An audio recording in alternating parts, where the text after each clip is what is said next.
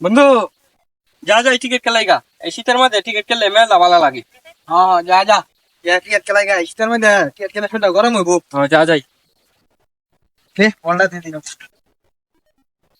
কিরে বন্ধু এইসব কি?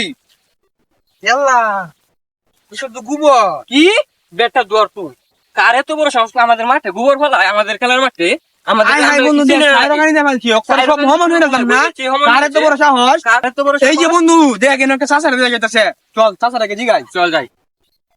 এই চাচ্চু এইখানে গোবর কি আপনি ফেলাইছেন?